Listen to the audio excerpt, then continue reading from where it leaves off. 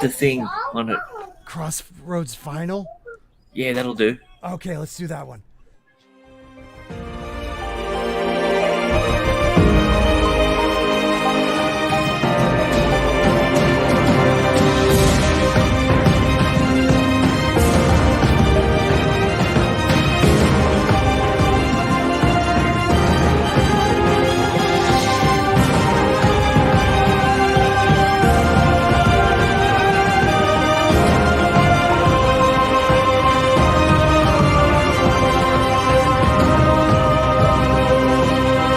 Not here.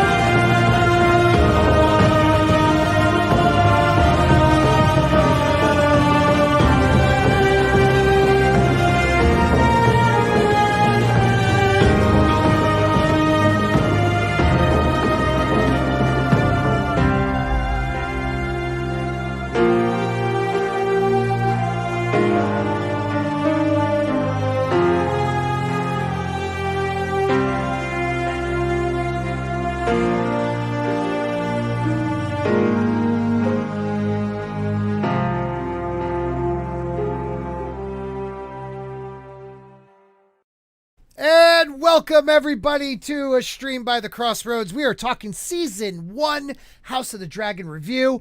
I'm about to pull a hammy. Totally going to pull a hammy. Oh, my God, my leg is so cramped. But I'm a professional, so I'm going to talk right through it. How is everybody doing tonight? Hopefully, you colonizers like Jeebus over here are doing great. Alex, was there a show last week? No, there wasn't. Actually, I have been having the roughest 2 weeks. I don't think I've streamed actually since. Grant, when did I stream last? I don't even know if I was on last. No, I wasn't last Saturday. 6 weeks ago? I think it was like 2 weeks almost. Yeah, two and a half. Yeah, 2.5 weeks ago. Yeah, like I totally had something called the flu. I don't know if you guys remember that. It used to be around back in the day, the early aughts. You know the aughts. Anybody? No? Okay. No. That's like the early 2000s, the aughts. You mean PC, BC, yes. Before COVID. Yeah, before. Yeah. So like the whole family got it. Now my family got it. Yeah, Gary is the T'Challa of Sport News for That's fantastic. But don't worry, because Gary just doesn't show up for this, and he also doesn't show up or he makes a show that I totally came up with. No big whoop. We're not going to talk. Actually, we might start a poll. There's only 16 of you at the moment, so we'll wait for some more to jump in. But next week, we're going back to Aluminum Spork, where we talk ancient history, lost civilizations, aliens, all that stuff. And I was going to cover Graham Hancock's new series, what is it? Ancient Apocalypse. And I totally brought that up on Friday to a DM group that certain people are in. And then all of a sudden somebody has a show with major stars the other day. Yesterday was that, Grant? Yeah, cool. Yesterday. I don't need to get invited. I mean, I buy the dude's merch. No big whoop. I even bought it in 2 colors. I got like dress one and, going out one. No big whoop. I don't care. Which color is the going out color? This one. So is that your going out shirt because it's also blue? Yeah, it's my total or are you just representing your side of the political aisle? Well, that is horrific of you even to say, sir. Horrific. Though, I don't care what you support because it's America. And if you're not from America, I'm sorry. Grant, I'm sorry. Anywho, Alex says, I was watching the show at the doctor's today. Were you, what? The actual House of the Dragon or my show? Because... Oh, Ancient Alien. Yeah. Oh, the ancient. Yeah, dude, you're going to love it. Actually, you know what? We'll do a quick commercial. This is Aluminum Spork, and this is our entrance to it. I really love, I freaking love what you created here, dude. So, I'm going to go with it, even though we still dwindle a little too long on the George in the books thing, but we're working on that.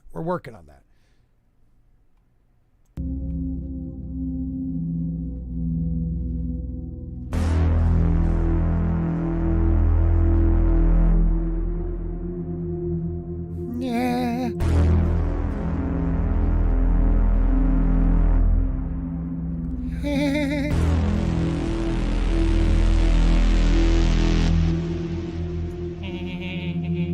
You do it so much better.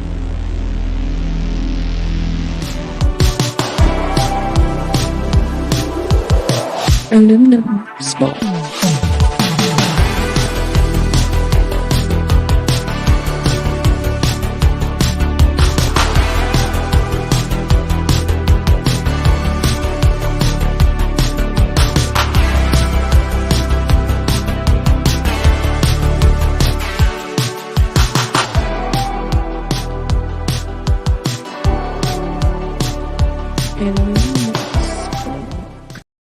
Yes, so that is next week's show. Is Aluminum Spork is back. It is back full throttle, I guess. Yeah, and there's definitely been some interesting things that have come up in the last 3 months that we haven't covered. So that should be. I'm pretty excited. Good. It's usually myself, MrGrantGregory, and other people try to get on there, but we'll see. I don't know if anybody else is going to show up tonight. I know Mason is having some tech issues. Of course, Mason's having tech issues. The poor guy. We need to start a fund for him. Yeah, get Mason a mic. Yeah, let's get Mason a mic and internet that works. But yeah, we're talking House of the Dragon, guys. It was all in all, Grant, I really enjoyed the season. I don't know about you. I was surprised how much I enjoyed the season. I try not to go into shows with a preconceived notion of what it's going to be. I know a lot of people are like, you guys are just haters. I literally will go into a show like, okay, I want this to be great. This, I can't lie. I went into this like, this is going to suck. And it totally redeemed itself. What do you think? Oh, nice reference. You like that? We need a bit more. We need a few more Dumber and Dumber quotes in everyday life. Thank you, my friend. Thank you. Yeah, dude, I was the same way. I even went back and watched the first episode of this, then went back and watched the first episode of Game of Thrones, and I stand by what I said that first one. I think House of Dragon had a better first episode. What do you guys? Okay, Game of Thrones. Pacing wise, it was way tighter. Okay. A lot more story about it. Characters. Yeah, but didn't we get a kid falling out the window in episode 1 of Game of Thrones? That was right at the very end. It was just how awesome was that? Yeah. I mean, yeah, if you're into throwing children out windows, that's cool. But the fact of the matter is, now that I know it's Bran, I kind of wish he pushed him out earlier. I know. Pick him up and then just Yeah, I just it's good to Time Prophet. Thank you for checking in on me, man. That meant a lot actually when you asked if I was all right. I really appreciate that. I even told my wife about that. I'm like, this grumpy old dude from Scotland totally redeemed himself. No, I know you're not from Scotland. I still haven't got my voice all the way back, but I'm just gonna scream through it. One of my OG Game of Thrones people, Sonny Frank, says, greeting from South Florida. I enjoy this show because I had such low expectations. I can't deny that. I really don't. But let's get back to better episode. Put Got or Hot D if you guys think episode 1 was better.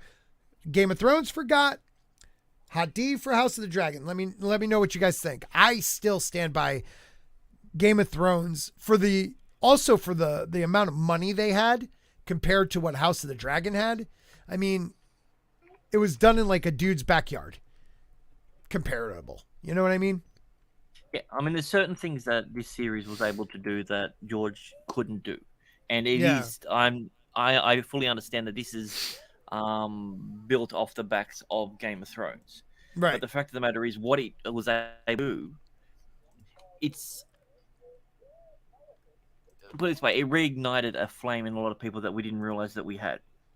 I agree with you, man. Like I literally I was looking forward to like the episodic releases again. Like instead of like a full dump like Netflix does. I was so excited to get episodic week to week. We could talk about it.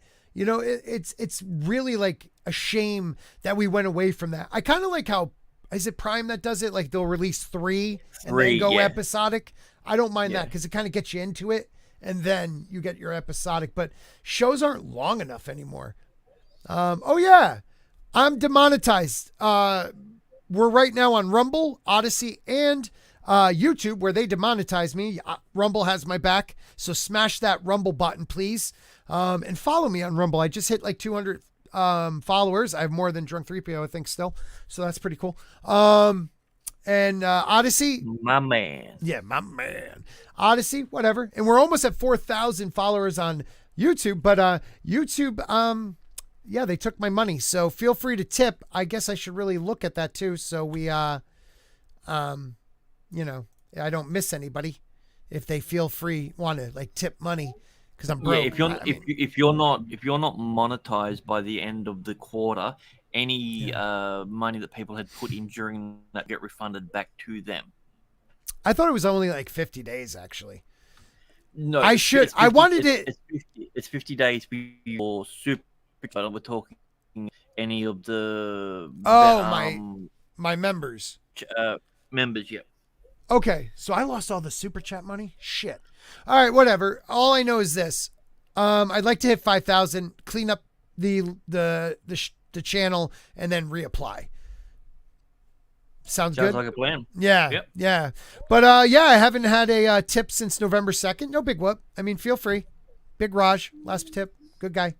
He was awesome to meet. Jeez. Big Raj was awesome to meet, dude. He was a cool ass dude. When we went down, I don't think I've really been on since I got back from Florida. Like, I haven't. I had a really good time at the meet and greet. Mrs. Nerdrotic was amazing. Quarter Black Garrett was amazing. For the 30 seconds I talked to Gary, that was amazing. Drunk, as always, is not the nicest guy. You're all fooled. You know who's really nice? Ryan. Demagini. Ryan got me. Demagini is awesome. But Ryan got me this. That was Ryan right there. VIP. I'm pretty important. I know. Yeah, it was cool. Very important. Otherwise, that'd be a PIP card. Well, I did send a PIV card because I don't know why, but now all of a sudden when I take pictures on my phone, everything's reversed.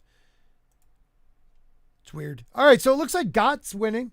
The Gott story is so much more robust than Hot D. I agree. Absolutely. I'm just purely talking about episode for episode. If you take them in isolation, well, Nick looks like a serial killer in that photo. That's awesome. I know. Let's look at this serial killer look. I kind of like it. Dude, I like that he's bald. I think mess with Sam. Don't mess with Nick. Now. No, like okay. I always because Sam had the facial hair. Because he had the facial hair, yeah. I'm looking at Nick now. Yeah, I think Nick's the alpha now. It looks like a prison picture. It looks like he's like, I'm taking it. I snuck a camera in. Don't ask me how. And I'm taking a picture. He's a Queenslander, basically a prison. Well, oh yeah. Well, all of Australia, right? Well, not anymore, but yeah. Yeah. Ric Flair is the best. Yep, that's very on topic. I agree. Yeah, totally on topic. Thank you, Jeebus. Bastards. Yeah, you got to go with the bastards. Well, for what was the most surprising thing? Because you said you were going in thinking it was going to be bad. What surprised you the most? Would you say? Women aren't the greatest. Men are the worst. I thought that's what it was going to be. It came out to be story. It came out to be that first minute of voiceover. I was just like, yeah, it's going to be what you said it was. Yeah. And then all of a sudden, Patty Constantine, or that's not his last name. Patty Constantine. Constantinople. Constantine. The guy is, it blew my mind. He was so good as Viserys. So good, dude. And he won me over. I loved the younger girls. I thought they were fantastic. I thought, okay, I'm going to hate the older girls. Nope. Didn't hate. I hated them for who they were as the character because their characters suck. But the actresses did such a fine job with it. I just wish they never talked afterwards. Yeah. I'll shill harder than anyone, Parrot Head. You know that, my friend. I stopped watching the after stuff after I think it was the third episode. I can't. I'm not. This will ruin it for me. Yeah. But like Millie Alcott, she was, she was for me an early standout that I didn't suspect. Millie was fantastic, but then I remembered that she's Australian and liked her again. So yeah. No, Millie was fantastic. She was so good. I was really impressed with her acting. For me, I think the biggest letdown was older Alicent.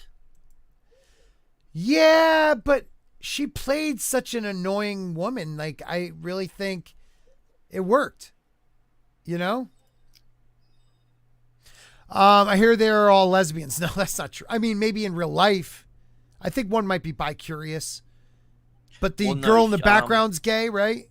The other chick's a dude, right? No, she's not a dude. She's non-binary. She's a they/them that plays women on TV and in movies and is up for Man of the Year. I don't know how it works. That's just what happens. So I need some that shame. I don't have access to the more. Totally said that. That. Shit. If you're new to the channel, please subscribe. We are what are we? We are, I want to say, like 17 away from 4,000, which is kind of neat. I didn't blow up like other people, like this guy. Well, I mean, I blew up and then I blew to pieces. So totally blew to pieces. All right, back to the show. So, okay, so you said the talk over, what, did that throw you off at first? Oh, absolutely. I even did an audible sigh, and I stopped it and I went, no, keep watching it. Yeah. Because I honestly thought it was, I always believed it was going to be better than the Rings of Power. Yeah.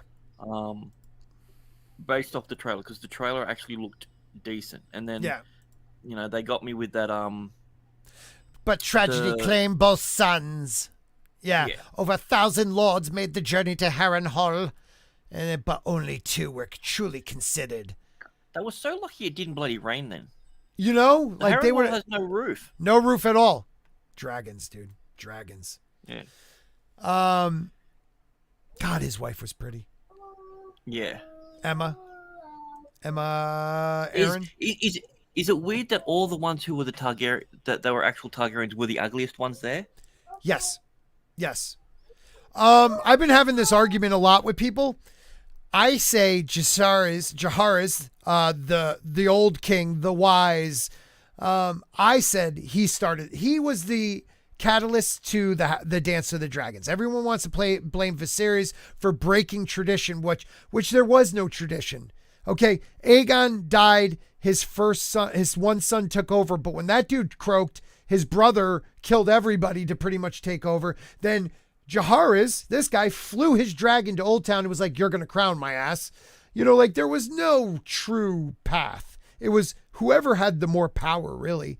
But not just that. He talking about breaking tradition. He was the one that started it all by doing this, by having the Council of 101. Well, he left it. People are like, he made the right decision. He didn't make a decision. He didn't make a decision. Right. He left it up to everybody else and got to skate away as the greatest, which really, it was his wife, Queen Alicent. She was like the one that actually, when he was with her and they didn't have like their breaks, because they had a couple breaks that lasted like 10 years. She's the one that like helped the poor folk, brought the North, even stronger as allies, like gave the gift to the brothers at the wall. Like she's the one that did all the work, really. It kind of, I think, and also because he didn't actively have a war or anything, right? But you can say the same thing. Like he set the, as it's Alicent's fault and as it's Rhaenyra's fault for poisoning their kids against each other. This was the same thing that he did with the entire family. But the thing that they didn't address in the show is that he did this to try to pick and start a war between 13 other people, right? 13 other families, right? Because don't forget, the show did it differently. It wasn't even Rhaenys who was up for the role. It was her son, Laenor. Yeah. It was all male descendants, really. So we can't even play that like, oh, it was man over female, and that's why they picked Viserys. It actually should have been her son that became king. But I guess they didn't want a black guy. I don't know. Racist, maybe? But that's the weird thing. Like, that's never Okay, brought 2 up or 3 years. in it. So I freaking love Shane. Shane keeps me real. Yeah, what do you disagree on? Shane, give it to me. Jump on. If you want to jump on, we'll send you the link, dude. You should be on this show. Yeah, we're streaming right now on Rumble. Thank you, Eric K. I haven't seen Soul Assassin. Oh my God, I thought that was going to be him. I didn't even send it. Tim, everybody, welcome Tim to the channel. Hello. What's up, How are you, good man? How is everything? Pretty good. Glad to be here for the first time. It's going a little nervous. Hey, dude. Backstage. I mean, this is the YouTuber's YouTuber channel, so you're welcome. There's a lot of people jealous right now because I'm pretty popular. Let everybody know who you are. I'm Tim Possible of Tim Stock, the show where nothing's impossible, blah, blah, blah, blah. But I do reviews. We're covering this each week. I love the show. It doesn't seem like we're covering. I try to cover whatever's relevant, I guess. Anything superhero genre, we're on it. Anything Star Wars, we're on it. People like to follow for what? More Kylo Ren content, because I do TikTok. Who knew? I look like Kylo Ren, I guess. Yes, you do. Yeah. Dude. You I never noticed that. Yeah, no one ever told us that one. Dude, your Instagram, because I don't do the TikTok anymore. I was a big deal over there, but CCP and stuff, I have something against them. So anyways, me and CCP really don't get along. So I follow you on Instagram, and I love your Instagram stuff, man. Pretty much that is your TikTok stuff, right? You're just kind of putting it over on Instagram also? Yeah, pretty much. Yep. Yeah, so I'm big into cosplay. Been trying to branch out from Kylo Ren. You've been doing some dragons, right? You've been doing some dragons. I've seen those. What other characters have you been doing? Black Suit Superman. That's the most recent one. Oh, yeah, I just saw that. It works because of the hair. T'Challa, you did a really good T'Challa. I mean, you look just like him. Yeah. That's not true. I don't know. Oh my God. You should totally do a T'Challa. But we got Tim. This is his Insta. And guys, make sure you give him a follow over there. Also, he has a YouTube channel, and we'll try to put that up there too. Slender Dad, what's up, dude? Soul Assassin's finally here. Thank God. Eric K's the greatest. Soul Assassin's the greatest. All you guys in the chat are amazing. Make sure to check out Tim's Insta. Check out his YouTube channel, which we will get out there somewhere. That's his Insta. If Soul, you can find his YouTube channel, please put it out there. But yeah, man, glad to have you. What did you think of season 1 as a whole? We didn't even do our 10 out of. What do you give it out of 10? Season 1 and why? Ooh, I was thinking about this before I was coming on because it'd been so long. It's been like 2 or 3 weeks since the show ended.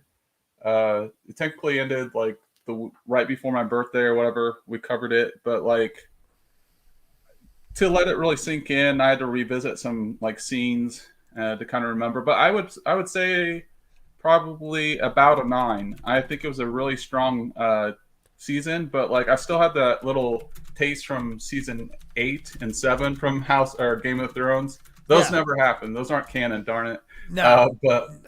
But going into this, I was like, oh well, this looks interesting. I'll give it a chance, and I was hooked, especially after episode 3. Mm-hmm. So I give it probably about a 9, so 8.8. Wow. Okay. So, yeah, okay. I really pretty high up there. Yeah.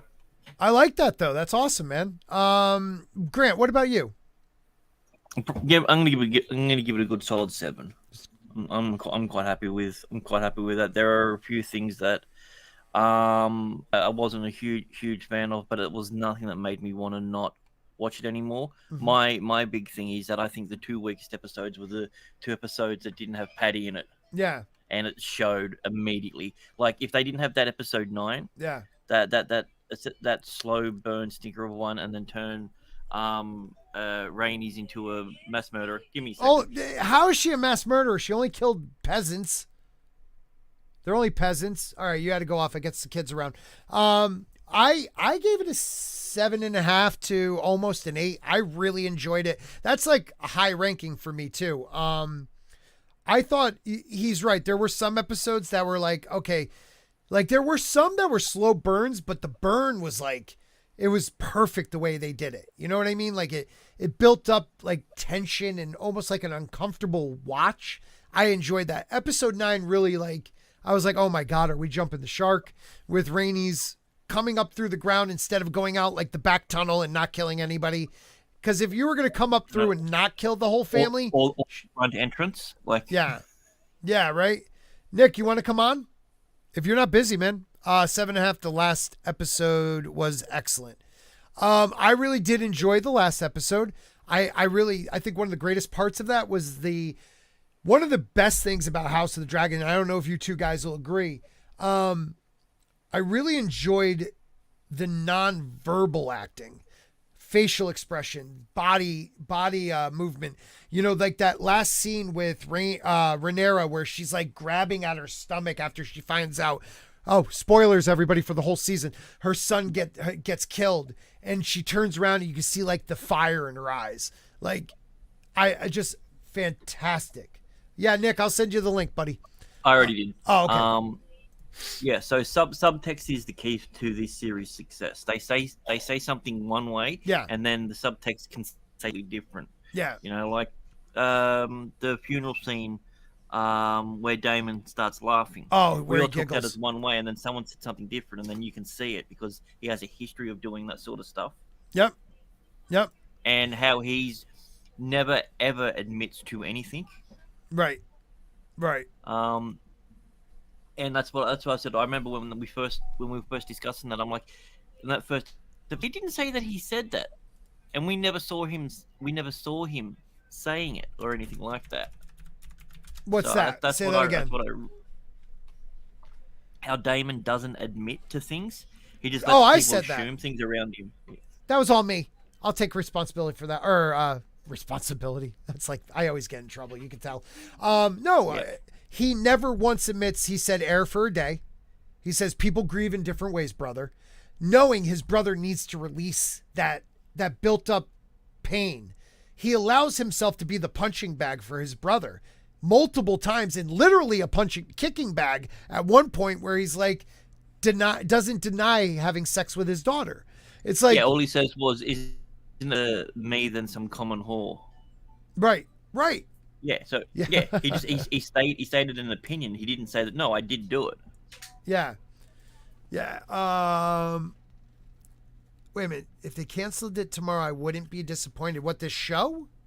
I don't think Tim said that. Did he say that? Those faces, those performances. David Benioff. Oh, shut up, Tina. Don't bring up David Benioff. I want some type of button where I could press it and it's like him getting blown up or something. Tim. Metaphorically, yeah. Metaphorically. Before we introduce Nick, Tim, what did you think about the non-verbal acting in the show? The body language, the facial expressions. I thought it was fantastic. Yeah, sometimes less is more, and they did a really good job. My favorite, maybe I'm biased here, is Daemon. I just love that actor. I feel like he's kind of a scene stiller. Yeah, Matt Smith. Just the way he moves and carries himself and is confident. And then the character, is it Aegon, the guy with the eye patch? Yep, Aegon. No, that's Aemon. Aemon. Yeah, so the names are so hard. Aemon. Yeah, dude, don't even worry about that because I completely screw up names all the time. Even George R. Martin says they pronounce names in Game of Thrones differently than he thought of it. So, like, there is no wrong pronunciation. Cersei, Circe, you know, like... I just want to say hi to DJ Odyssey and introduce Nick McCabe, who is now the evil McCabe. If you want. Yeah. I'm open. How you doing, my brother? Yeah, all good on my end. Yeah? Yeah, nothing much else to report. Well, introduce yourself. You haven't been on in a little while. Yeah, hey there, everyone. I'm Nick, one half of Nick and Sam. You can find me on YouTube. Oh, which Nick half? And Sam McCabe. Which half? Well, apparently, according to you guys, I'm the evil one this week. You can find me on YouTube at Nick and Sam McCabe. You can find me on Twitter at Mr. Mooney Blue 1 as well. So if you want to see some terrible hot takes, follow me there as well. The Australian. I like your hot takes. Yeah, I do I too. think they're good. I do too. They're fantastic. Nick, look, you're not on Mad's dump. You're on a spork. This isn't a dump, Soul Assassin. Soul Assassin, that look thing doesn't work on me because I have no idea what you're talking about. It's a Sam thing. Did I miss something? Did I miss something? Okay, it's a so little what happened in was, joke. yeah, we're watching Neil Breen's stuff, and every time something weird happened, we'd be like, Sam, look, he's eating tuna out of Yeah, the whatever you again. do, don't bring it up because it'll trigger him. Does he get triggered? Yes, he does. DJ Odyssey, guys. Make sure you guys support DJ Odyssey. Check out his channel. Good dude. Real good dude's been around as longer than me, I think. And is I've just been calling him Deej. I say thought that's what his name was. Deej. He is OG. He's OG. I want to consider him fourth wave, but he might actually be third. Matt Smith was fantastic as Daemon. I had zero expectations of him and now admit that he was really great. Okay, Nick, what do you give it as the show as a whole? The show as a whole, I gave a 7.5, so that's same here. above average. Yep. How do I say this? You keep talking. I'll be right back. Everything's very solid. I myself actually liked Emma Darcy as Rhaenyra. I think she did a top job. I think I left a comment here saying that the older Alicent was a little bit lacking. I don't think they really focused on her very much towards the end. Yeah, and the reason why I gave it a 7.5 is mainly because whilst the show was solid, a lot of the sort of external marketing was just in the shitter. Yeah, most definitely. I think its biggest detriment was that after show. Yeah. Like, People if just you- need if you to enjoy- learn to shut their mouths and let the show talk for itself. But like the stuff that they were saying had nothing to do with the episode. It was like Hmm. when Daemon come out in the third episode, and he was all badass and everything like that. They're talking kids being kidnapped and some policy changes that are happening in America. I'm like, this has nothing to do with it. Like, Yeah, exactly. what does that have to do with kids in cages? Like,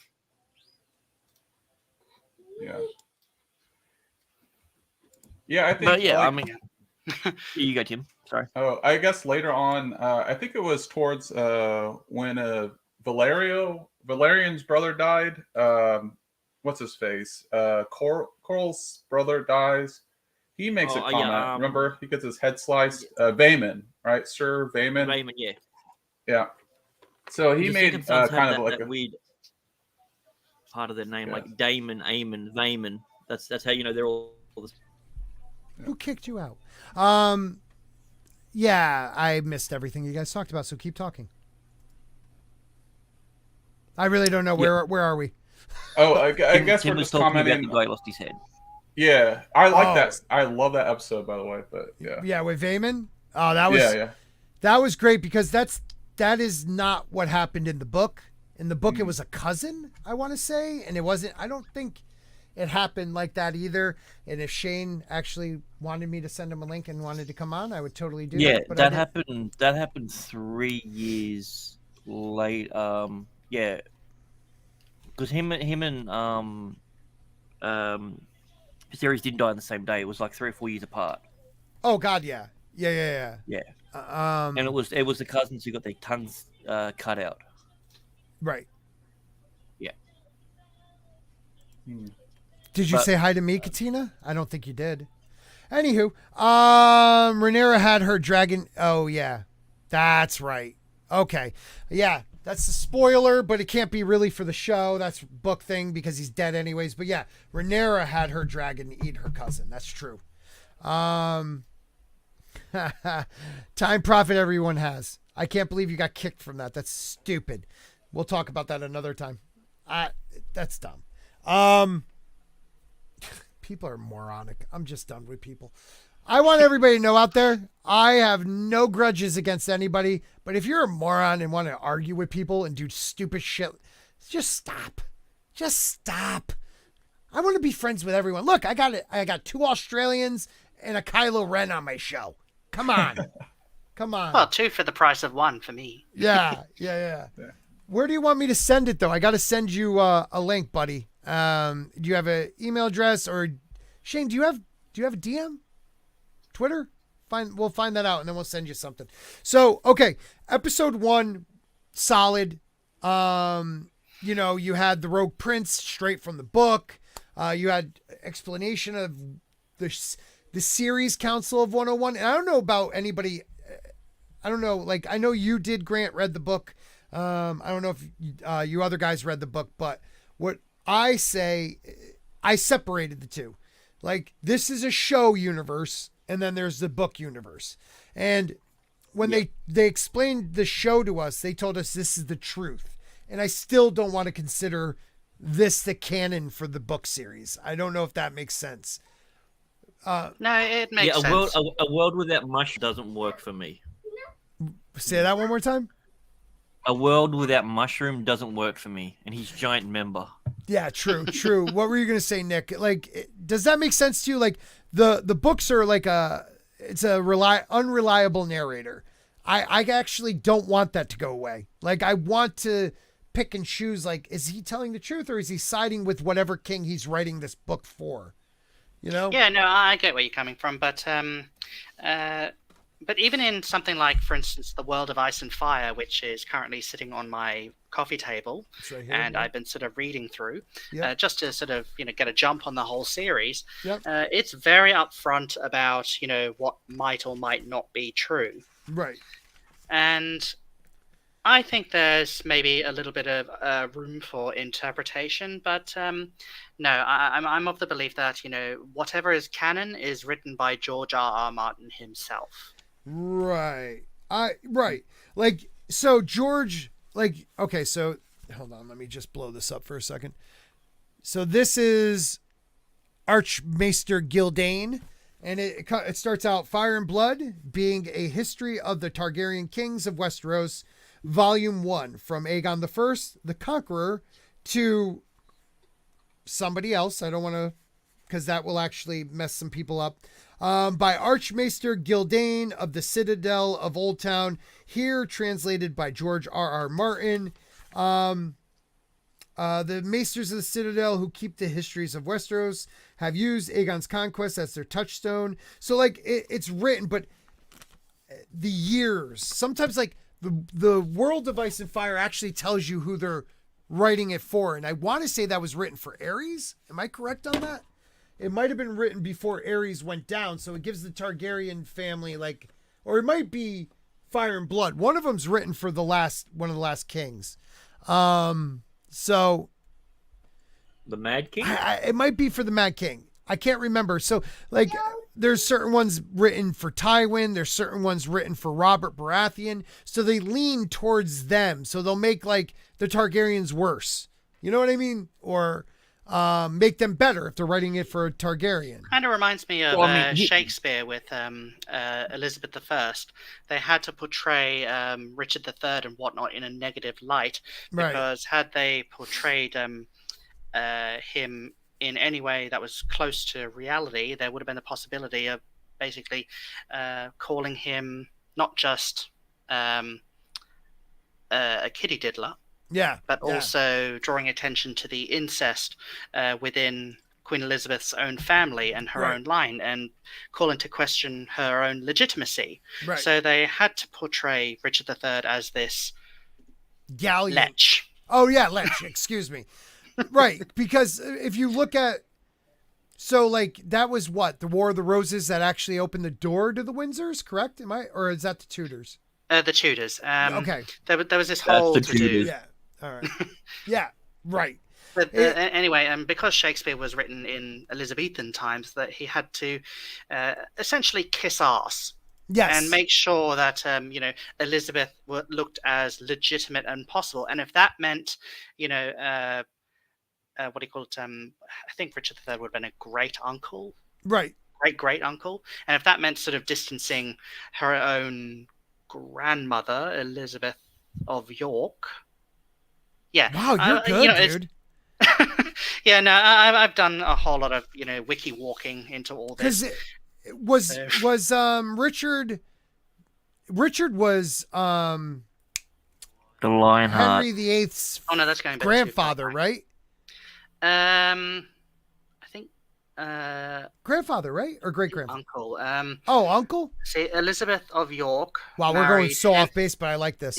Yeah, Elizabeth of York. Well, married... Richard III died of syphilis or something because his brain rotted. No, he was killed in battle. Right. Anyway, well, which one am I thinking of then?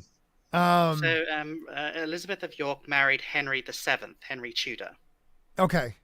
Right, but they had to change all this stuff, in their version of media and everything to make it look as if Elizabeth of York wasn't this great stomp around. Mm-hmm. So yeah, and of course, she gave birth to Arthur, Henry VIII, and all that sort of stuff. So okay, there's the line straight to Elizabeth. There we go. But like we were just talking about, World of Ice and Fire was written for Robert, Joffrey, and Tommen. So the story may actually change depending on who's writing it. But there was one constant though. Or legitimate. There is one constant. Alicent is always portrayed as an absolute bitch. Right. In every version. Right. Well, I think it's safe to say that we can view that as truth then. Yeah. Well, Alicent's not even. I don't even want to say she's a main factor in the original book series, because the book series, there's like 3 different versions of this. In the original A Song of Ice and Fire books, I want to say it's maybe in A Feast for Crows, they reference back to the dance. And when they reference back to the Dance of the Dragons, Aegon and Rhaenys are brother and sister, a year or two apart. They even mention that. Joffrey even mentions that to oh god, the one that he marries and dies. That Marjorie. Oh, Marjorie. Yeah. Margarine. Says margarine. Yeah, sorry, I'm used to calling him margarine. So, he even references that down there is essentially Rhaenyra's body when she was killed and eaten by her brother's dragon. Right. So, but that's what they said. But then they said that was just a story. Right. They tell kids. So, and that's the thing. Like that unreliable narrator. They even brought that section part over into the series as well. And then the Rogue Prince and the Princess and the Queen. They were different than Fire and Blood. So it's all unreliable. And there's back to what we were really originally talking about. This show is supposed to be the truth, and I can't stand that. That would make me hate this show. Do you understand? Like, I have to consider this something completely different, because seeing Cole be the way Cole is, it's not who I imagine Cole to be. Completely different sort of Cole. Cole was this hyper virtuous guy that was disgusted at the idea of that Rhaenyra wanted him. Right. Not some angry simp. And look, you got a tip. I know. Zombie Box Reviews. Yay! I got a tip. Woohoo! Let me put this in the link real quick so we can read it. So Tim, after Daemon, who's your favorite character? Probably Viserys. Actually, that man, he goes through a lot of stuff, a lot of hardship, but he definitely comes in clutch when he needs to. Like when he shows up all like with Zorro-esque with the mask on and kind of puts the hammer down. He's like, "Hey, I'm king. I'm king for the day." Yeah. And then I love the moment between him and Daemon, because that was actually improv when the crown dropped. And he picked it up and gave it to him. So yes. I thought that was I heard that. So that is true. That was an improv moment where he puts it back on his head. Yeah. That's amazing, dude. Yeah. That's awesome. Zombie Box. Also, you go. Yeah, Zombie Box Reviews, who's Andy for $5, says, "Hi, Scott. Sorry I haven't come on the Mad Dump yet, as I haven't been feeling 100%. I get that, dude. Me too. I'll come on once I'm at my best. Also wanted to say congratulations to Grant for getting his channel back. Now we need to pester YouTube to get you remonetized again. We'll get there, buddy. Thank you very much, buddy. We'll get there, buddy. Yeah, Andy, that's an open invitation to you for Wednesdays, so feel free, buddy. Feel free. Did I say Andy? I'm losing my freaking mind, people. I hope I said Andy. Viserys was the... Okay, good. Viserys, Tim. Yeah. Like, I don't know what you were about to say, Grant, but Patty just blew my freaking mind, Grant. Like, blew my mind how well he did in this series. And better each time. What I was going to say was, if you told me that one of the best, most powerful scene was an old man trying to sit down in a chair, taking 3 minutes to walk there, yeah, would be one of the highlights of the season's going to suck. Yeah, Mad hated that. I think that's one of the best moments when he walks into that throne room and he looks so incredibly small and crippled, and the effort, not wanting anybody's help, and like what Tim, you just said, like pushing away people, but once he realizes it's his brother, like that bond between Daemon and Viserys is one of the best non-incesty bonds in Game of Thrones history. Like, you know what I mean? Like it's better than Robert and Ned. You know, it's like it's better than Rob and John. It's just Tyrion and John. Like it's better than any of them. That bond where it was like Daemon was everything Viserys couldn't be, and he was also everything Viserys needed at that moment. Yeah, he suffered for his brother. Yeah. So his brother, because that's how it was. Like he said all he wanted to do was protect him. Yeah. He said at the very first episode. Yep. Yeah. Yeah. Even and then when he gets a chance of. No, it's okay. Tim, you go, and then we'll finish with Grant. I was gonna crack a joke. Even Vin Diesel would shed a tear on that scene. He's like, "Man, that is family." It is family. It is family, brother. Nick, what about you too? What did you think about the relationship between Daemon and Viserys? I think it was very interesting how it was portrayed, especially considering what happens later on in the whole Dance of the Dragons with Daemon and his dragon, and who that dragon later eats. Right.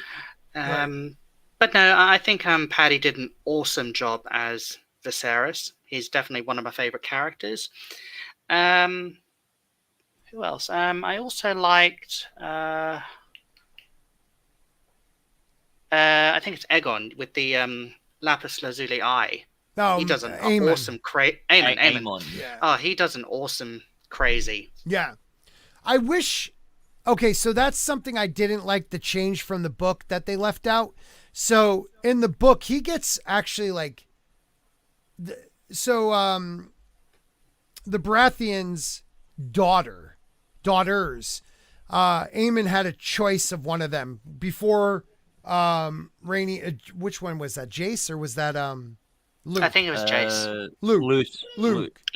So sorry. Luke, before he got there, Aemon had a choice of marrying one of the daughters into the royal line. He picked like one of them, and the other one was jealous. So when Luke gets there, they have their like little spat. Luke leaves, and the girl eggs him on and said, "Did he take your eye? I thought he only took your eye, not your balls."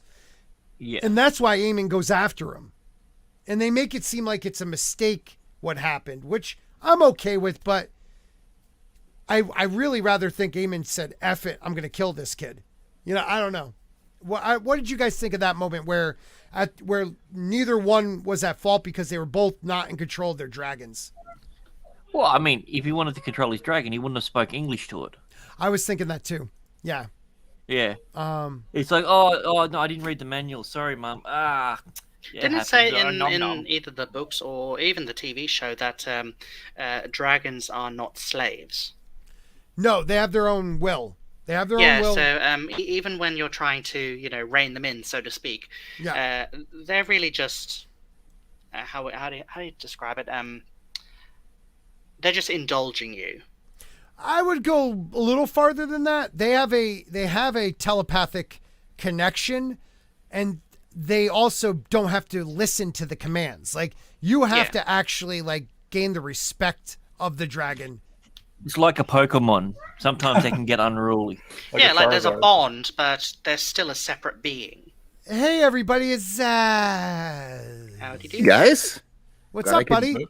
Glad I could finally make it. I wanted to quickly announce my new show I've got coming up with MrGrantGregory. It's called Titanium Spork, and we're going to cover the new Graham Hancock show. I fucking hate you. It's so good, dude. I'm looking forward to That it. was so awesome. That was so awesome. Yeah, Gary. I want everybody to know Friday, you two could also know that I put that out there on Friday in a DM, and then all of a sudden somebody has a show yesterday. Oh, look You at me did. with some big names. God, that guy. Oh, Gary said he came up with it Thursday Yeah, night. I really all think by he himself. hates me. Yeah. And I don't care anymore. I'm the anti-Gary, even though I'm wearing all his. I almost had his shirt on, too. I had to rip that shit off because, you know, the hat's comfortable, though. If you guys don't have one, go out and buy a Nerdrotic beanie. I have it in blue and green, and they're very comfortable, that prick. Affordable, too, $15. Unlike Yeah. Quarter Black's Yeah. $30 hat. God. But it's only it's almost fully black. I don't get it. Yeah, it is. It's like dark. Anyway, Zach, do you know Tim? Tim, Zach? I do. Okay, just making sure. Want to make sure everybody's together. On your left, Tim? I am on his left, technically. Yeah. Right? Oh wow, that's impressive. Good to see you. Yeah. Yeah. You as well. So let's talk about again. Zach? What is your for the series out of 10 and why? Well, it's a 7.5 for me, which I know is a tired rating. Everyone else has already kind of said that. It would have been an 8, except for some of the writing decisions at the end of the season, with kind of the female characters not really taking that. I wanted to see the claws come out and have them really take some real agency and not have things just happen that caused the war, more like in the book. And so that I'm hoping that's not a trend. I'm hoping that was just kind of them being a bit nervous at the end of the year. But we'll see. So it would have been an 8, but because of that, I'm taking it down to a 7.5. Yeah, I like to say that's something that did bother me, where every like major moment in the book is an accident actually in the show. Right. You know, like these major moments where someone dies, it's more like an accident or something that wasn't meant to happen, or like, no, take like Rhaenyra and Alicent never really wanted any of this. They never wanted they wanted to do it peacefully. They're too like Rhaenyra. I mean, Grant has said it all through the year. Rhaenyra in the book is badass. She is a mean mofo. She's Maegor with teeth. Yeah, she's Maegor the Cruel. Is it possible That's that they right. wanted to change her a little bit so they could make the character development a little bit more stark? So I they believe so. start They her off wa- as this sort of passive, do you mean- easygoing, like and a then Ned then she- or a Sansa? more like I think Are you going there too? like a Ned Stark, and Yeah. then slowly she starts to become Like this, Caitlyn, you know, Catelyn. like and what Slowly she's she starts Black to Queen, lose isn't her it? head, like Ned Stark. Yeah. No, I think I truly, and this is going to be something that people might not want to wear or hear. I think it's sometimes easier to dislike female characters if they don't start them off with like you being able to understand where they're coming from and appreciate them a little bit, and then they get mad. You know what I mean? Like, I understand some shows like they've been trying to do that with like every character now, like Maleficent and all these people. Like, oh, it wasn't me, it was the evil man. But I think in this show, like they They're wanted doing to the show same the thing with human Ursula. side of the two female characters before we see that their tyrannical side. If you really want something interesting to read, there is a trope A called book. a book. There is a trope called the "women are wonderful" effect. Okay, I like Yeah. that. Okay, what does that mean? Essentially, Exactly what I said.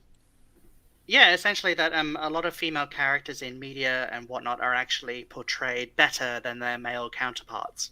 People are more likely to forgive a woman than they are a man. So Oh, see, yeah, I and reversed I think that. yeah, I kind of reversed that. And so, and that's why you're more likely to find, especially in modern media, Mhm. that women are, especially female characters, they're not allowed to be outright villains. They have to have a reason or, Right. or an excuse to Right. be a villain. They can't just be the nyeh, nyeh, nyeh. Yeah. Well, I like that, but we do have a question from Soul Assassin. We'll go down the line, starting with Grant, then Tim, Zach, and then Nick, because I can't think of it at the moment. Least favorite character and why? Harvard Strong, because they did nothing with him. Oh, that's a good one. Dude, he went out like a bone punk. breaker. Dude, like, I mean, here's the thing, like, we didn't see any of the conflict with him, and he went from bone breaker to, what do they call him, shattered bones or something? Shattered like bone that? after the coal, Yeah. or broken bone, something like that. Yeah, Yeah, it's something like that. Yeah, like his whole thing. I think he was a cool enough character, but for a character that is such a major role into it, yeah, like the fact of the matter is that when we saw him years like in the time jump as the kid's father and everything, I'd already forgotten that she'd already ran into him, and that was initially in the book. After the whole thing with Damon, when everything was supposed to happen, and it not being Cole, right. So I think they took that away. They took that away, the bare minimum, because I don't even think most people think that that's the first episode that he appears in. Right. Beginning of 2 other episodes as well. Right. But so, I mean, he's a much my least favorite character. Yeah, he's a more major character in the book. What about you, Tim? Who's your least favorite character and why? I was trying to look down the list. Maybe Laenor, because I feel like they didn't really do Older anything with Laenor? him. Older Laenor? Yeah, the older Yeah, one. I was just yeah. kind of like, who cares? He's off the show, and he didn't really die. So maybe he'll come back later on. Who knows?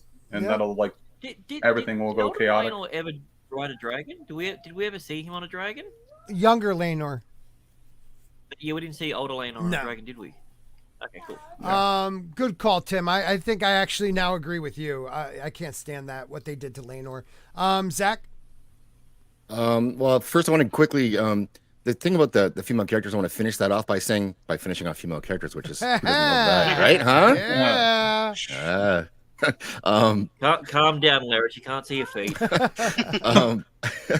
I would say that I'm okay with them being relatable all the way through, but then at the end, I wanted to see them make a move, make a conscious decision, regardless of how they got there. I am now going to take my fate into my own hands. And even then, it was Aemon didn't even make that choice himself. It was an accident. Right. So that's all I mean by that. You want female characters to have agency. Yes, I was just in about their to own say story. that.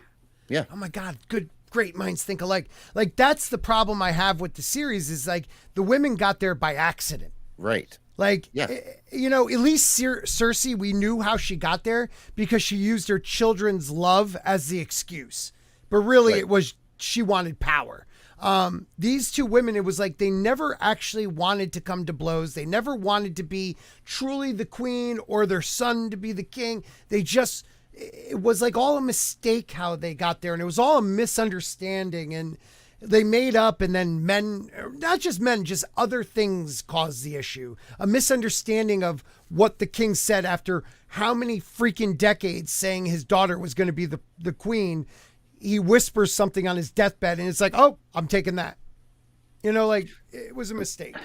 See, I would have preferred if in that case he didn't say that, but she just said that he did. That's a move. Right.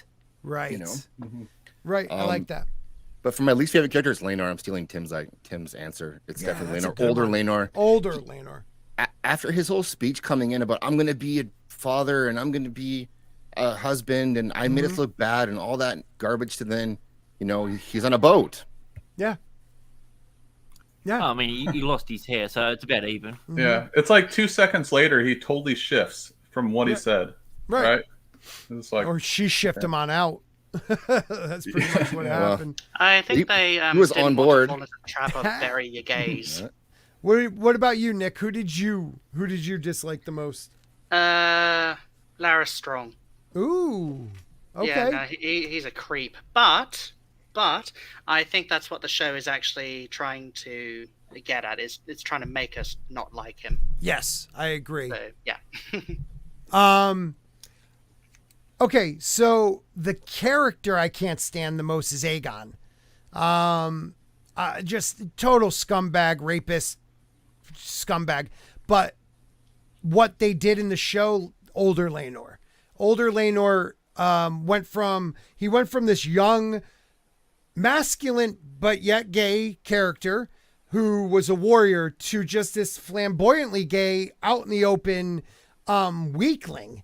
And it's like, soggy biscuit. Yeah, like, dude, be the man. Like, I don't care if you're gay. That means nothing to me.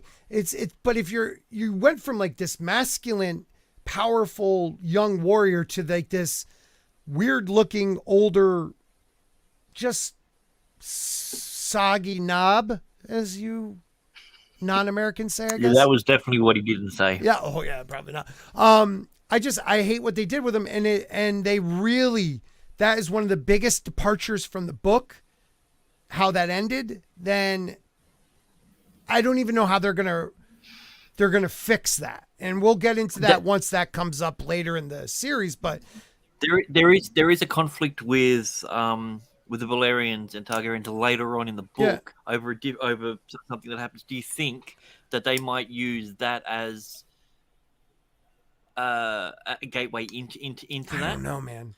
Because they're like, we're supposed to be in this alliance together, and you lied to none. Yeah, you know? Maybe we'll see. If they don't pay that off, then it was just such a waste. It was done purely simply so they don't get accused of burying their gays again after what happened to what was it, the Knights of Kisses, the Lord of Kisses? What was his name? The Rose, Knights of the Roses. Oh, his friend. What? Joffrey. Yeah. Oh, his boy what was Joffrey. Joffrey's name? Yeah. After his face got turned into hamburger. Yeah, that was pretty nasty. Yeah, I don't know. What did you guys think about their depiction of? Before we go on to the next question, I saw from Andy. What did you guys think of the depiction of like the birthing scenes? Like in episode 1, like they try to reference it with like war, and then like it was. I gotta say, Rhaenyra's birthing scene was like painful to watch. Like birthing a dragon, a dead baby. Nothing I haven't really seen. Okay. Nothing really I haven't seen before in something like Call the Midwife. Okay. So that it wasn't had some something pretty that's had some pretty shocking birthing scenes. But nothing that got you guys to be like, what the frig? Okay. I can go with that. I mean, I think how it depicted it, and then they juxtaposed it with the other births that happened in the series. Mm-hmm. Each one, it was horrific for its own different reason. Right. Okay. You know, we have not seen a successful birth. Right. All the births that we saw ended in tragedy, or one of them technically wasn't even a birth. But all the labors that we saw. So I think it shows the realness of the world. Oh, I like this scene. This is where he gives her. Yeah, it just tries to pet the horse. This is another scene that completely different from the books. I mean, Daemon wasn't even in the Vale. Like this bothered me too. Like, why turn him into? Like, what are you trying to prove? Because Daemon in the book kills. He's a scum. He'll kill you, but he kills for like a reason. He kills to protect his family, not to better him. Get like, oh, now I can be a wild and crazy guy. You know, like. I didn't like the idea that he went and just killed her. He has more honor than that. The thing is, Scott, though, even this was by accident. Right. Until he finished her off, but she was already paralyzed at that point. Yeah, he did her a favor. We don't even know that he did. He might have gave her a rock pillow, right? True. You're right. That's right. Good point. Yeah. Rock pillow. Like everyone assumes that he did it, but we didn't actually see anything. Right. True. So legitimately, he might not have killed her. Valid point. We don't know. Valid point. The way that scene was constructed, I keep saying this, but I think Caraxes was supposed to have been there and would have spooked the horse. That would have made more sense. Right. At the very least, have his head sort of, slither snake-like out from the rocks or something, just to give her a fright. Right. Yeah. With a real cheeky grin, just like, Oops. All right. Well, you know that saying, never smile at a crocodile, or in this case, Caraxes. That's right. Whew, we are killing it tonight, guys. Smile at a Dowsy dragon. Wow. What character do you feel, and I'm not even going to say this, what character, okay, yeah, I am going to say this. What character do you feel worked better on screen than they did in the book? I will start Viserys. He comes off as just a drunk, like, non-decision making king really in the books to me. And he was so much more just fully like realized in the show. And I thought they did an excellent job making him not the terrible king I really thought he was. Mr. Grant Gregory? Oh, I think he's just stepped out for a second. Mr. Nick McCabe? I can't actually speak to anything on this because I haven't actually read the books. How about you, Zach? All I know is all I know is just from the World of Ice and Fire, and that's not really a whole lot. Yeah. So you're cheating. Okay. Zach, did you read the book? Yeah. Viserys was a giant improvement in this TV show, and part of that probably was the acting, which was unreal, really, from an actor who I thought was a comedian, and he killed it. And they gave him the opportunity to do so, and I think he was the heart of the story.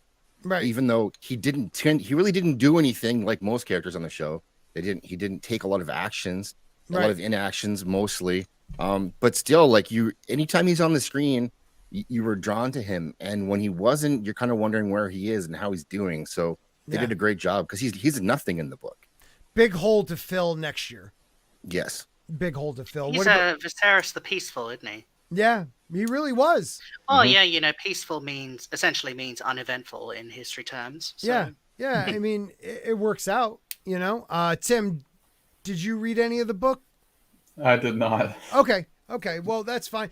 I do also want to say maybe not a character, but I hate that they changed is the adding of the weirwood trees, like in the background here, just so they can, like, there is no weirwood tree in King's Landing. It bothers me that this massive, beautiful weirwood tree is there so that somebody could be using it.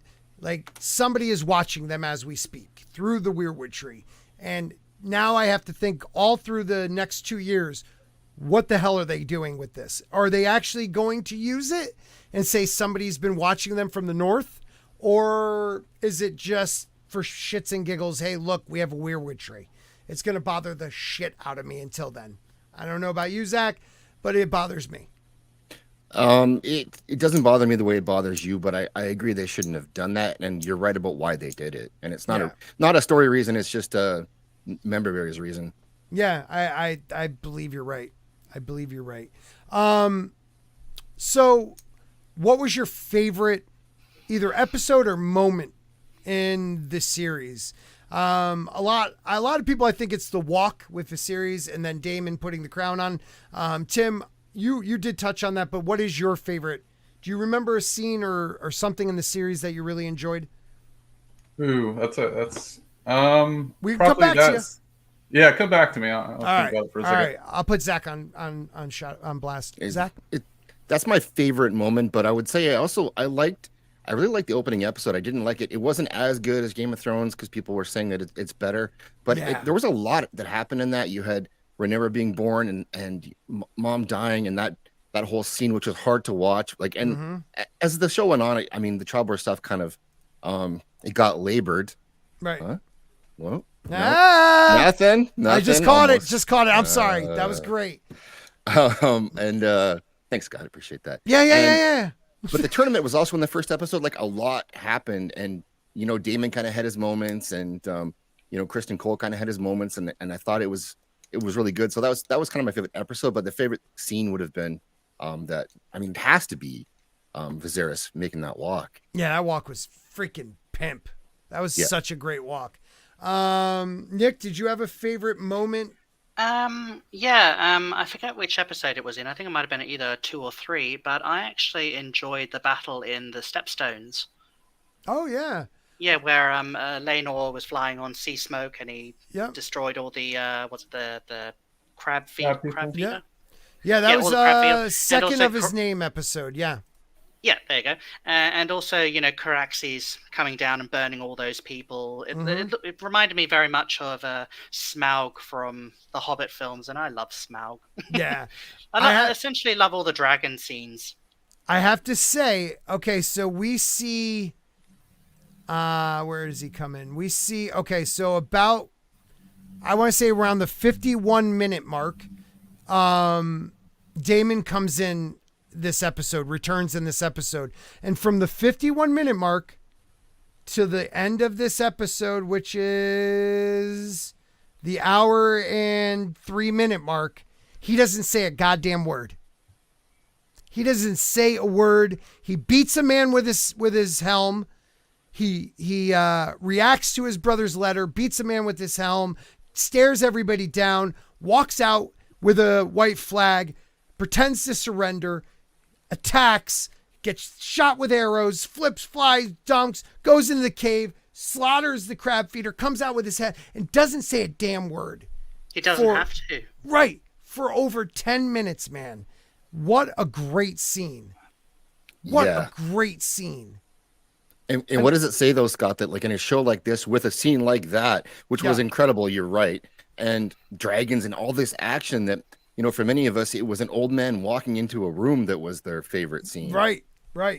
It means a lot, man. It means a lot. I'm going to get a claim for this one, but I don't even care. They'll probably block it, though, so I shouldn't do that. But it was just amazing. He sat there to draw them all out, getting arrows. And I mean, it was just fantastic scene. But we will go to the greatest scene of the show. And that was in episode 9. The pimp walk of all pimp walks. Right? Episode 9? Or no, that was episode 8. Yeah, I agree. It was a good scene as well. It was very affecting. Yeah. It was powerful. Yeah. Let's see. And this last scene too, where he's just like, like make it stop pretty much. I think that's what he says. He's just like, I'm done. Like, please make it stop. That was powerful too. Everything with him. Yeah. Unbelievable. But yeah, the pimp walk of pimp walks coming up. We'll kind of skip a little bit of it. If he doesn't win awards for this, it's going to be highway robbery, dude. And her look, again, their nonverbal acting, just her realizing what her father just did when he was unconscious, really, and she was begging him, like, you put me in this position, Dad. Please support me. Please come to my defense. And, like, not thinking he would, and this just does what he can to walk in, and her look of just like my father has my back. Like that was one, and he looks at her like, I'm doing this for you. I heard you, and I'm going to keep on walking. Can we also say just how wonderful the costumes are as well? Oh my God. Yeah. I mean, I love that there seems to be an almost Oriental ish to the Targaryens, right? The Targaryen clothing, and when you put it up against something like Rings of Power, for instance, I know people like to trash on it. It's like the difference between like glass and crystal and just polished plastic, or like a beautiful crystal vase and then a turd. Yeah, if you want. Polished, you can polish the turd. Did you watch Rings of Power? I watched the first 3 episodes and it just wasn't hitting for me. I don't know what it was. It just didn't really feel like it. And like I know maybe not popular take, but I think like the original trilogy of Lord of the Rings is better than Star Wars. I said it. Like respect, man. Respect. Yeah. I can't deny somebody who says that. That trilogy to me is one of the most beautiful 3 movies ever made. Like that trilogy, just the way it was filmed, how they did it all in 18 months. So it was like that bond that you saw these actors had came off on screen. Like it was just, it is an amazing film. I don't know if I would put it up there with Star Wars. I don't know which one would be higher for me because, I was really young when Star Wars came out. So like I saw Return of the Jedi in the movies, but the first 2 movies I did not see in the movies, but they touched me, not physically, but as a child. But then like Lord of the Rings, my buddies and I we looked forward to around Christmas, those movies came out and we would go see it opening night. And it was just always like a moment. God, that's a good, Tim, I'm proud of you for that. No, you had the balls to say it. I respect that. What do you think of Daemon not catching grayscale after he touched the crab feeder? Dude, I said that from the moment, Sonny. Sonny, I was kind of shocked by that too. I'm like, he has all this grayscale blood all over him. And I know Targaryens are less likely to get disease. You know, Is it grayscale? The crab feeder had grayscale. Oh. Well, he was also burned, but there was definitely grayscale. See, I was wondering about that. Yeah, he had to have grayscale. Not all grayscale is contagious, though. They do make point of that depending on how far it is. Right. Like more of the stone men will give it to you, but still. Yeah. And by the end, by episode 8, if you looked, Daemon seemed to have some issues going on with his skin. So I don't know if that's related to what was happening with his brother or the grayscale just really slowly, but it did look that way to me. Maybe I was looking at it wrong, but it's Like possible on it his could neck? come up later. Yeah. Yeah, I noticed that too. I didn't put the two together though, but I did notice that. That's wow. I mean, I totally put those two together. Thanks for stealing my idea. Yeah, Gary. I got you covered, Scott. Gary. Yeah. Why was he in the finale thing, man? God damn it. Take him out. Back to the wardrobe though. One of George's biggest things for making this series was sigils and pageantry and the ability to really tell the difference between different houses and like how they're from different areas. And I think they did I thought Game of Thrones did a fine job with that, but they did a way better job in House of the Dragon, showing you these are how Targaryens dress. You know, the high towers kind of go with this kind of like ensemble, very green. You know, the Yeah, If you really wanted to, oh, sorry. No, go ahead. So, you go.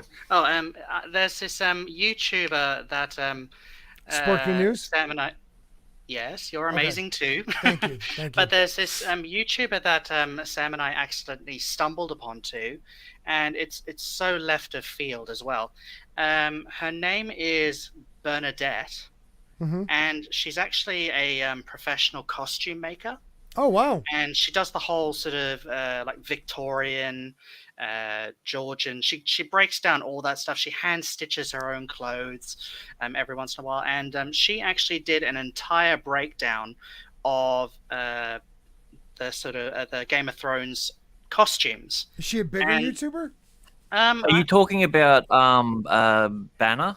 Oh, Bernadette Banner, yeah. Yeah. She does. Oh, totally. entire Yeah, breakdown. Banner. I totally know her. Everybody. So knows. I totally recommend giving her a watch. I know, it may not be some people's cup of tea, especially, sewing and stitching and all that sort of stuff. But that particular video was actually very eye-opening. And just the detail is phenomenal. I'll have to check her out. Yeah, she's a small channel, about 1.5 million. Yeah, well, not everybody could be a YouTuber's YouTuber. Like me. Thanks, guys. Fucking jerks.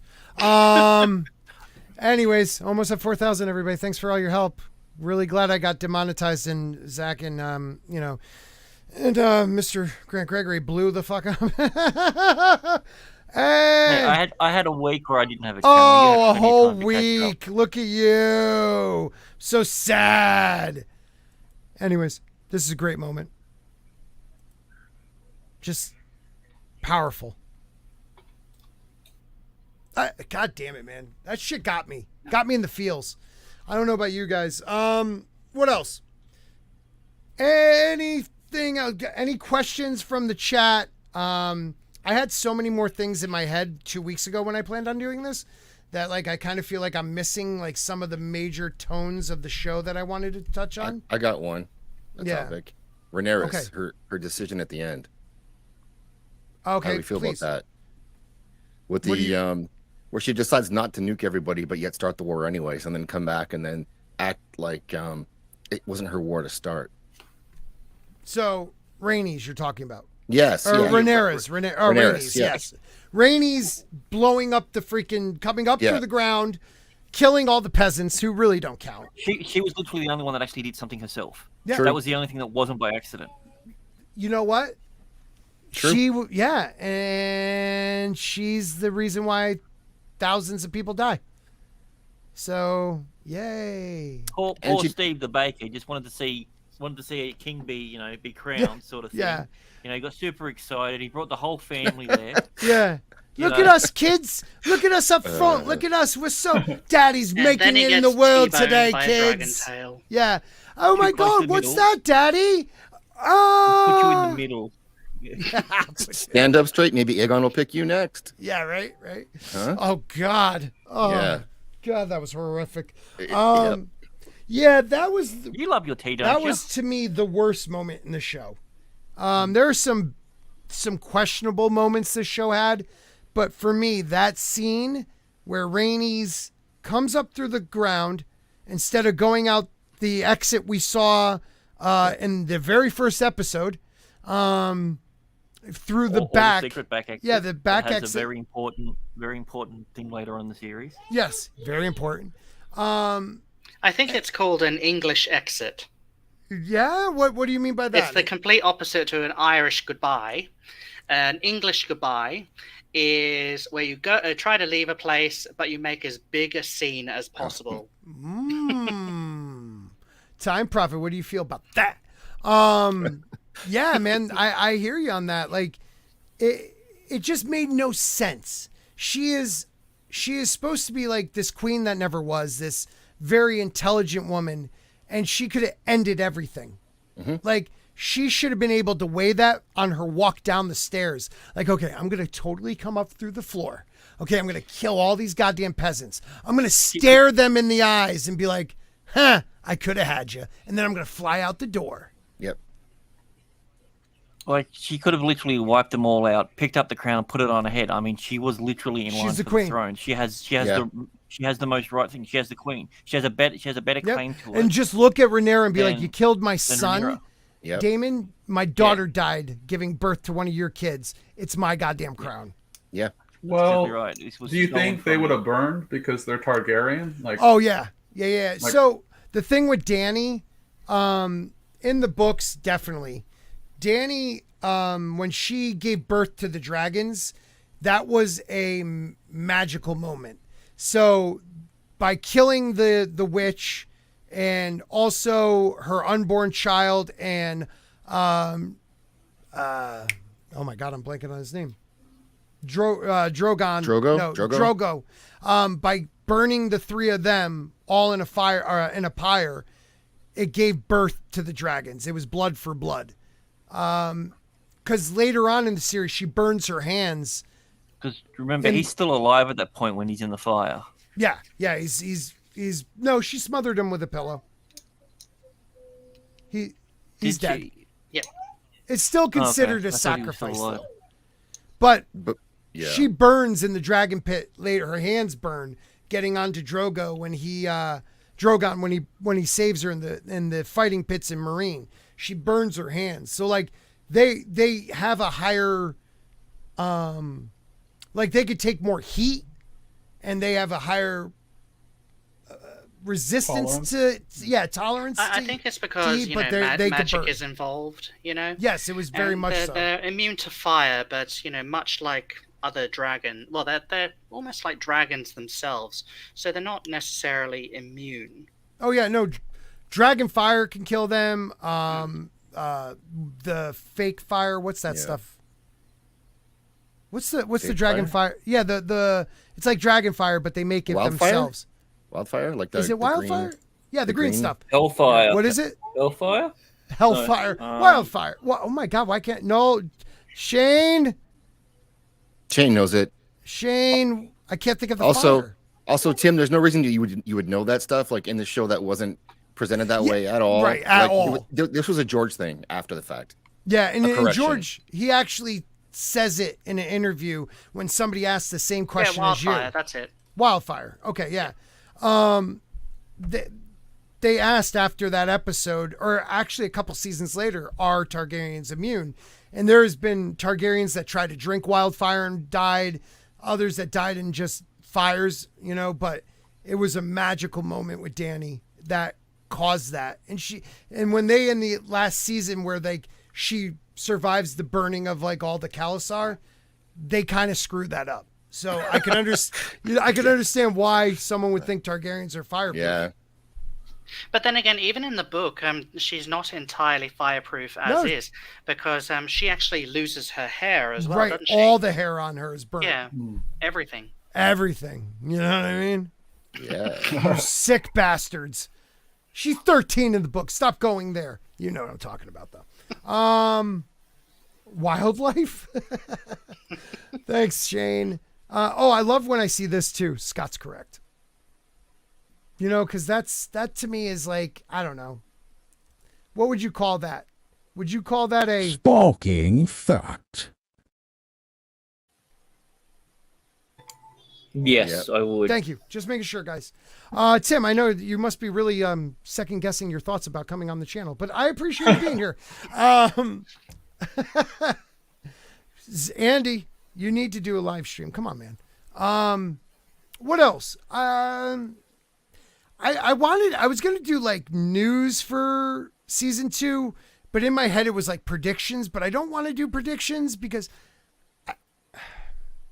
I mean, I read the book, but I almost think some of the shit they have lined up may go. So for non-book readers, maybe I'll ask Tim and Nick, do you have any ideas where you think they might go next in season 2? Nick's read the book. Oh, okay. Zaxx read the book. Nick didn't read the book. No, I'm coming to this very fresh.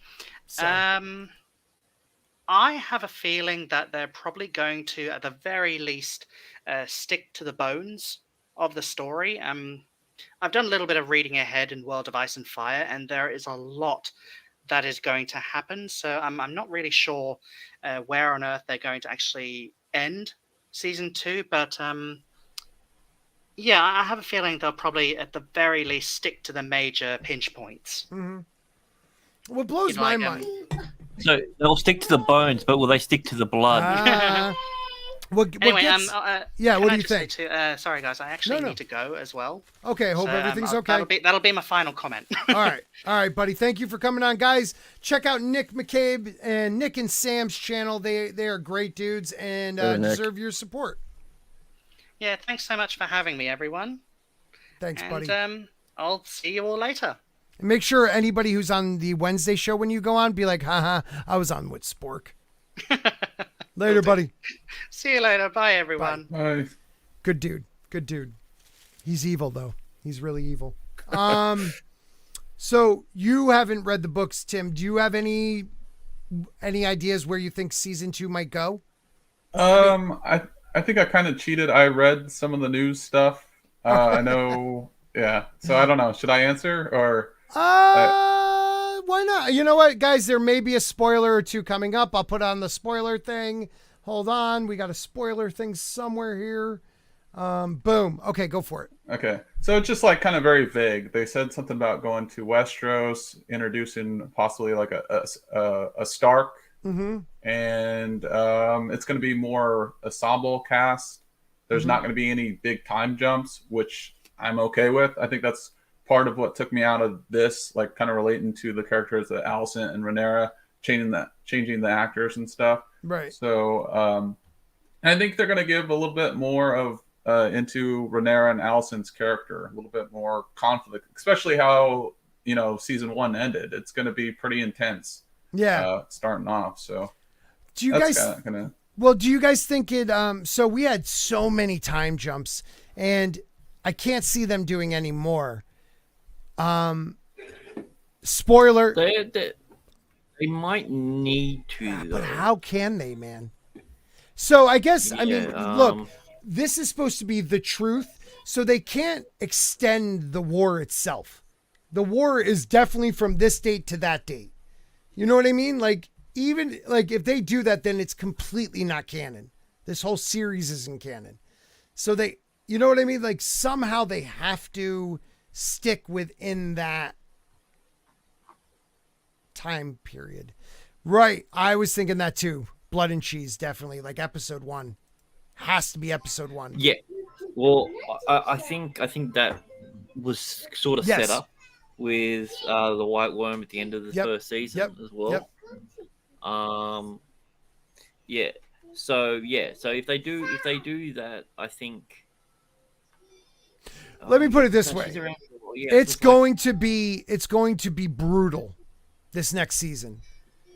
But I don't think it's going to be longer than a year. You know what I mean? Like the whole season's going to take place within 1 year. Do you think there will be a leadership change by the end of the second season? There has to be. We'll leave it at that. All right. Because that will determine if they don't do that. That'll determine how far, how they're pacing it. Right. Yeah. There is some news. House of the Dragon's Graham McTavish, who played Sir Harold Westerling, the Kingsguard commander. He's definitely going to be back because he does say his hints at his season 2 possibilities. So to me, like if there's possibilities, you're coming back. You know what I mean? And you're not and then not use him again. He's such a good character. He's great. Well, not just that. Agreed. The actor himself, he's extremely like he's such a great. You wouldn't put him just in that minor role and then do nothing else with him. Yeah. As soon as I saw him in that role, I'm like, they're not killing this guy off. They're going to change something with his story. And they did, so I was glad about that. So kind of sucks that both Elizabeth Olsen and Henry Cavill aren't going to be on, because I really thought they might try to get them like flashback to like the Conqueror. So you're saying Aegon and his sister wife? Yes, one of his sister wives. I thought they were going to like use them as a flashback to talk about. And again, we could kind of go into this, the Prince That Was Promised, which kind of also is something I didn't like them going into, but I'm okay with now. Wouldn't that be kind of cool just to have him and her do that? No, because what they'll do is they'll turn around and it was a princess that promised, and then he'll be like, I have to call it a prince. Something Wait a minute, like say that one more time. They'll do it so it was always supposed to be Arya. And it was just Aegon that just changed his mind and went, no, it's a prince, not a princess. Well, in old Valerian, prince and princess, the word princess, is... Yeah, it just means the heir of the king. Yeah. So I don't know. It's just one of those things where it's like, I did not like the adding of the story, because we all know that all that, and you just said it. It just reminds me that Arya, in the end, is the one that saves the goddamn world. Oh my God, I can't believe they made that goddamn decision. They sure did. Oh my God. Tim, how did you feel about that? It didn't happen. Just like the Obi-Wan Kenobi series. Didn't happen. That's awesome, man. Yeah, I don't know, man. It blew my mind that they even... Look, season 5, 7, and 8 were just... 5 was... 6 was okay. 7 and 8 were just garbage. And to, like, have her flying from the moon and landing and doing the drop stab, and she should have came in as Walter Frey, I would have totally rocked that. If she looked like Walter Frey with the mask and came in and like, oh, kill you all, you bastards, I would have been fine with her killing, whoever this Night's King is, because that's not even in the book. But like, yet, not having Jon at all involved, all he's doing is screaming at a fucking dead dragon. Like, I'm getting myself angry for no reason. It never happened. Tim, I liked how you're... McQueen. I don't want it. I don't want it. I want McQueen. Classic dialogue. Ah, classic. Yeah. I'm going to have sex with my auntie. Yeah, I just want to go back to season 1. That is my... Oh, yeah, she was nude in that naked. season. Great butt. And she was just so much better written. Because, oh, wait a minute. George R. R. Martin wrote it! Anywho. Sorry, guys. I got a little excited there. I don't have anything else. You guys want to talk about anything else? We can go anywhere. We could also... let me one more time. I'm going to run the commercial one more time for it. But next week, we're going back to Aluminum Spork. We'll be talking Graham Hancock's Ancient Apocalypse, Season 1, episode maybe all of them because somebody stole my idea. But here's the... Zaxx. Yeah, Zaxx. This guy, this son of a bitch. Ooh, I have Adam Kruger on. Look at me. Quarter black carrots on my team. Yay. Yeah, it's funny because we didn't actually hear the quarter part of that name.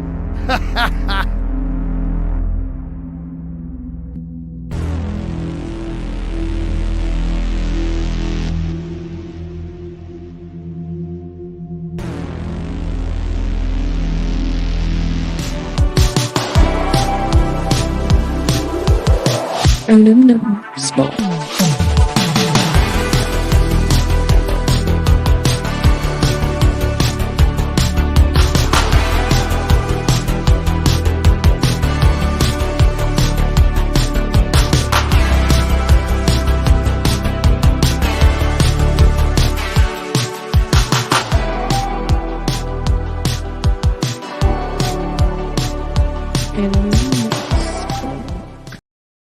Can you replace Gary's face with Bigfoot?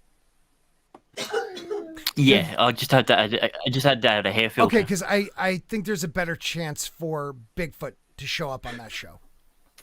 Makes sense. Okay. There's always a chance.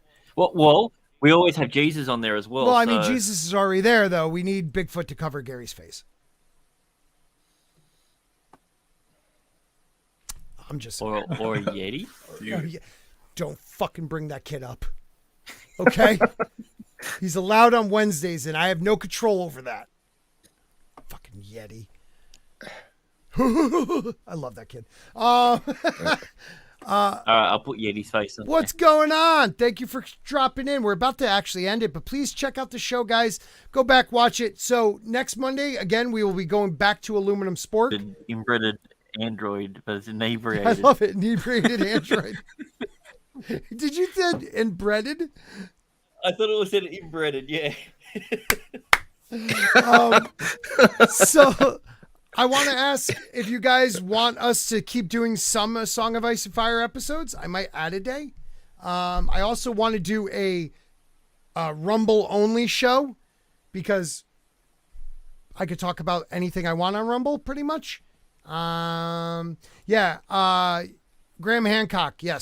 Yes, it was my idea to do an episode by episode of Graham Hancock's show, even though somebody else did it yesterday. Totally stole my idea. Why? Who did that? We're not going to talk about it, dude. We're not going to talk about it. I want to thank you, Tim, for being here. Tim, let him again know where you're at, where your channel is, what you got, TikTok, all that good stuff. Yeah, thank you for having me on. It was awesome. I got educated. You don't have to lie about awesome, but it was okay. Yeah. It was good. We did okay. We'll do better next time, I swear. All right. So yeah, when I'm hanging out on TikTok with my Raylos because they're weird, hit me up though on Twitter and on Instagram. It's Tim Possible Official on Instagram, Tim Possible OFC on Instagram because you can't put up the full name, darn it. And on Sundays, we're going to return doing the Andor streams at 7:35 p.m. ET. I took a little bit of break on that because it's kind of the divisiveness and the lack of interest in the show, but I do like the show. I do like the slow burn, so at least we're coming back for episode 11 and 12. Then after that, we got to figure out what to cover. We're covering House of the Dragon. That ended, but yeah, check me out on Instagram. Going to be trying to do more cosplays. The highest voted for my next cosplay is Winter Soldier Bucky. So I think that one would be dope. Yeah. But yeah, thanks for having me on. And definitely. Yeah, if you haven't already, like, share, subscribe, and follow for what? More. Yeah. Kylo Ren. Yeah. So you're killing it, bro. Dude, you are Kylo Ren. I mean, you could totally play the role. I don't know. I think he's Black Suit Superman. He's best. It's a good one. Oh, I like it. Because people don't realize Black Suit Superman had like more of a mullet, but yeah, he had long hair. Like someone said that to me. I showed the picture. I thought it was a dope picture. I showed a guy at work. He's like, but the kid has long hair. I'm like, Black Suit Superman had like a mullet. Like it works. So I thought that was a cool one, man. See, I've just been telling people that this is the new Black Suit Superman starring Nick Cage. I can't believe it. So. Yeah, I got that a couple times. If anybody has a Jack Sparrow version of Wakanda Forever, let me know too. Zach, thanks again, Tim. Where are you? Where are you doing? What is everything? You look good. You're handsome. Is that a moon? No, it's it's from Spain, Flamenco La Mancha. Oh yeah, you were in Spain. That's right. Mm-hmm. That's why you were in here for another conversation. He brings that up. Yeah, I know. Wow. Every time. Jesus. I do bring it up all the time, guys, all the time. I'm going to be on Flaccid Phoenix's channel after this show, talking about Black Panther with those guys in Abomination AJ, a movie I have not seen, but we have a black guy on the panel, so we're fine, right? Oh, you're covered. Flaccid never came on the show. What's with that? I don't know. Is it weird that someone called Flaccid stiffed you? Ooh. Oh, wow. I never even thought of that. That is weird. What is a Flaccid Phoenix? Like, is it a boner that rises again, or is it? That's his gimmick. Is it he will rise again? Okay, but I wouldn't know because he never showed up. I thought it was like a burnt penis or something. You know. Yeah. I mean, it's still very limp and soft, and it's probably going to stay that way for a long time. I would suspect. And then for me, Wednesday on my channel, 9 p.m. Central. Sort of a new time. Doing my usual live stream show, which this week we're going to finish our Rings of Power cringe tournament where the chat votes for the most cringe moments. Nice. We've had the quarterfinals already. Now we're down to the semis and the finals. We're going to figure out what is the most cringy moment in Rings of Power, and then we're going to bury that show forever. Thank God. Thank God. So after the Wednesday dump, you're right on after the Wednesday dump. So go from Wednesday dump. Mad Dump, excuse me, to your show. I like that. And yeah, that's awesome. If you're there, please remind guys there that I'm going to be going on live soon. So, yeah. Yes. Tell Mad because I'm never there. And MrGrantGregory, thank God your channel's back. And thanks for having me, Scott. Yeah. And you're welcome anytime, man. Thanks to everyone who helped put the pressure on YouTube to get into gear. It definitely helped. So yeah, I'll be doing. I've got a whole bunch of interviews and that lined up, ready to go, and yeah, it should be good. I'll just keep plugging away until I can get monetized, and then we'll go from there. You know, it was me, right? That got you. I know that. I'm the one who got you back, right? Let them. You got to help the chat out. Sparking fact. I just wanted to use that. I thought that's why you were changing. Totally just wanted to use that one more time. I just love that for some reason. Hey, Rogue Attraction. What's up, my friend? Got to meet him down in Florida. Just got over 1,000 subs. Probably is at 10,000 by now because he's an amazing dude. One of the nicest people I got to meet. Like, knew my name. It was so weird in Florida, like people coming up and be like, Scott. And I'm like, or Spork. I was like, holy shit, people actually knew who I was. So that was pretty cool. And he was one of the nicer ones. He was so busy filming and shit, but good dude. Parts of Geeks and Gamers, friend of the channel. We'll have to have him on when he has a minute, but he's so busy now. So, but I'm happy that you hit the 1,000, buddy. So anyways, thank you everybody. Oh, these are my little Culture Casino coins. He gave me 2. He's so, look at how arrogant he is. That's something else. He's so like, look at me, I'm Culture Casino. Jesus. And like 10 and $5, like you couldn't give me like 100. What a dick. Love that guy. It's like an AA chip. You got to collect. Like you broke up, but anyways. No, you weren't busy. Gary talked to me for like 2 seconds. You at least hung out for a little bit, so thank you. Who stole my show? Don't forget next Monday, Aluminum Spork. Check it out. We will be here talking Graham Hancock, maybe a little Randall Carlson. I always fuck up his name. Randall Carlson. Yeah, that's him. Yes, Carlson. It's a great show. Oh, dude, it's so much fun.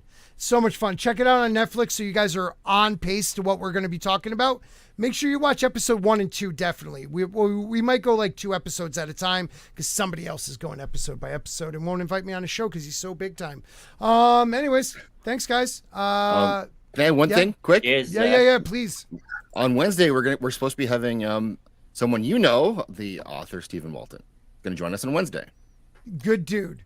Good dude. Great dude. Never heard of No, him. he's an all right dude. He's totally into. And it is a reminder, I've been here when it was glory hole days, and I've been here when it wasn't.